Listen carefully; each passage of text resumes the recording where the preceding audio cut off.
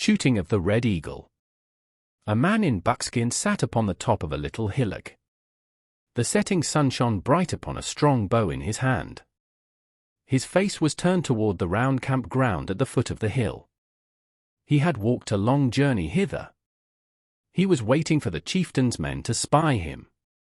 Soon 4 strong men ran forth from the center wigwam toward the hillock, where sat the man with the long bow. "He is the avenger come to shoot the Red Eagle," cried the runners to each other as they bent forward swinging their elbows together. They reached the side of the stranger, but he did not heed them. Proud and silent he gazed upon the cone-shaped wigwams beneath him. Spreading a handsomely decorated buffalo robe before the man, 2 of the warriors lifted him by each shoulder and placed him gently on it. Then the 4 men took, each, a corner of the blanket and carried the stranger, with long proud steps, toward the chieftain's tepee. Ready to greet the stranger, the tall chieftain stood at the entrance way. "How, you are the avenger with the magic arrow," said he, extending to him a smooth soft hand. "How, great chieftain," replied the man, holding long the chieftain's hand. Entering the tepee, the chieftain motioned the young man to the right side of the doorway, while he sat down opposite him with a center fire burning between them. Wordless, like a bashful Indian maid, the avenger ate in silence the food set before him on the ground in front of his crossed shins. When he had finished his meal, he handed the empty bowl to the chieftain's wife, saying, "Mother-in-law, here is your dish." "Han, my son," answered the woman, taking the bowl.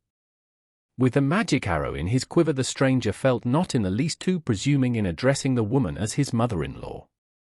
Complaining of fatigue, he covered his face with his blanket, and soon within the chieftain's tepee he lay fast asleep. "The young man is not handsome after all," whispered the woman in her husband's ear. "Ah, but after he has killed the Red Eagle he will seem handsome enough," answered the chieftain. That night the star men in their burial procession in the sky reached the low northern horizon, before the center fires within the teepees had flickered out. The ringing laughter, which had floated up through the smoke lapels, was now hushed, and only the distant howling of wolves broke the quiet of the village. But the lull between midnight and dawn was short indeed. Very early the oval-shaped door flaps were thrust aside, and many brown faces peered out of the wigwams toward the top of the highest bluff. Now the sun rose up out of the east. The red-painted avenger stood ready within the campground for the flying of the Red Eagle. He appeared, that terrible bird. He hovered over the round village as if he could pounce down upon it and devour the whole tribe. When the first arrow shot up into the sky, the anxious watchers thrust a hand quickly over their half-uttered hinnu. The second and the third arrows flew upward, but missed by a wide space the Red Eagle, soaring with lazy indifference over the little man with the long bow. All his arrows he spent in vain. "Ah! My blanket brushed my elbow and shifted the course of my arrow," said the stranger as the people gathered around him. During this happening, a woman on horseback halted her pony at the chieftain's tepee. It was no other than the young woman who cut loose the tree-bound captive. While she told the story, the chieftain listened with downcast face. "I passed him on my way. He is near," she ended. Indignant at the bold impostor, the wrathful eyes of the chieftain snapped fire like red cinders in the night time. His lips were closed. At length to the woman he said, "How, you have done me a good deed." Then with quick decision he gave command to a fleet horseman to meet the avenger. "Clothe him in these my best buckskins," said he, pointing to a bundle within the wigwam. In the meanwhile strong men seized Iktomi and dragged him by his long hair to the hilltop. There upon a mock-pillared grave they bound him hand and feet.